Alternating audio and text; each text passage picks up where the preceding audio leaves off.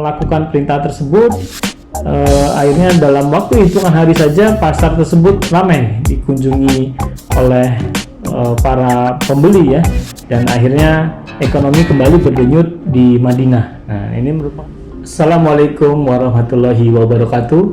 Bertemu kembali bersama saya Agung Nugroho Susanto. Topik bahasan kita kali ini melanjutkan tentang tema cara Rasulullah muda berbisnis. Ya, jadi ini merupakan intisari dari tulisan Profesor Laude Kamaluddin PhD. Nah, sukses bisnis Rasulullah yang berikutnya adalah seorang yang visioner. Seperti kita tahu, orang yang visioner itu mampu berpikir melampaui jauh orang-orang kebanyakan ya. Bahkan kadang dia diremehkan, tapi dia karena memiliki visi yang besar, dia memperjuangkan visi tersebut hingga akhirnya bisa terwujud ya. Dan akhirnya orang-orang yang dulu meremehkan dia akhirnya bisa diam dan mampu dibuktikan bahwa dia adalah orang yang memiliki visioner. Nah, ini juga sebenarnya pengalaman saya di dalam berbisnis dulu, bahwa saya dulu ketika merintis bisnis laundry Simply Fresh, saya ketika itu masih duduk di bangku kuliah di Fakultas Hukum Universitas Gadjah Mada ya. Jadi banyak teman-teman saya yang cukup meremehkan juga bisnis duit receh ya dibilang, dan saya tekuni terus dan alhamdulillah saya mampu membuktikan dan bisa saat ini berkembang hingga ratusan cabang. Nah, Rasulullah juga seorang yang visioner ya, memiliki kreativitas yang sangat tinggi juga. Jadi orang yang visioner ini biasanya diikuti dengan kreativitas yang juga tinggi ya. Nah, dimana di dalam dunia entrepreneurship kreativitas ini bisa menjadi raja gitu ya, tanda kutip, bahwa dia akan menciptakan atau membuat sesuatu yang baru ya, hal-hal yang belum ada ditemukan di tempat lain ya.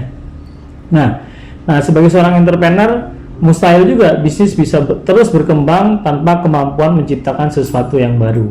Nah, jadi kemampuan visi yang besar dengan kreativitasnya ini akan memunculkan, membuat bisnis bisa terus eksis ya, bisa terus bertahan, terus hingga melampaui, hingga melewati berbagai kondisi, berbagai zaman ya.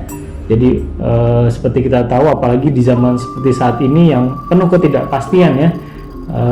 Apalagi ada pandemi ya, membuat orang harus memberikan kreativitasnya supaya bisa mampu bertahan. Nah, ternyata untuk menjadi orang yang kreatif ini bisa dilatih ya, jadi tidak merupakan bawaan sejak lahir, tapi juga sebenarnya bisa dilatih ya.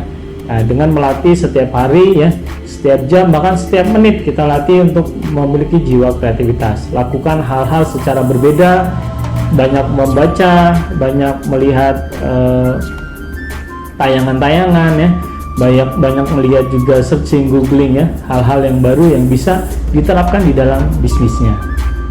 Nah, sumber kreativitas ini bisa datang dari mana saja ya, bisa dari interaksi sosial, juga bisa menjadi stimulan munculnya ide kreatif. Nah, jadi dengan kita banyak teman, banyak ngobrol, banyak sharing, nah itu biasanya akan muncul nanti ide-ide kreativitas ya.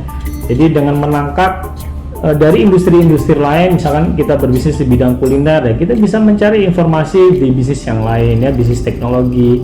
Lalu apa nih yang bisa dikaitkan ke dalam bisnis kita?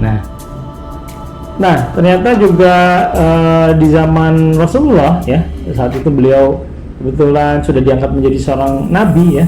Jadi ketika itu di Madinah ya, transaksi itu sedikit menurun ya, jadi ada pasar khusus orang umat muslim ya, dimana akhirnya Rasulullah memotivasi para pedagang, petani dan pengusaha termasuk di dalamnya untuk membuat produk-produk yang dibutuhkan oleh umat Islam ya. Nah, dan akhirnya ketika ini merupakan contoh beliau untuk mencari sesuatu yang dibutuhkan ya, sesuatu yang dibutuhkan oleh umat Islam apa. Nah, akhirnya pasar pun kembali menggeliat. Nah, sedangkan di pasar musuh Islam, di tempat orang Yahudi ya, berangsur meredup dan kalah bersaing ya dengan pasar tempat umat muslim berada. Nah, inilah merupakan sebuah pemikiran yang visioner ya, melampaui orang kebanyakan, yang akhirnya bisa menjadi solusi. Nah, ini juga merupakan dilatih ya sejak Rasulullah masih muda menjadi seorang pengusaha muda ya. Beliau terlatih untuk berpikir yang melampaui orang kebanyakan ya, sehingga dia bisa memberikan solusi-solusi yang jitu. Nah, saya kira itu salah satu tips sukses cara bisnis Rasulullah, yaitu dengan visioner, dengan menguatkan kreativitas. Sekian dari saya, semoga bermanfaat. Like, subscribe channel akun YouTube saya. Wassalamualaikum warahmatullahi wabarakatuh.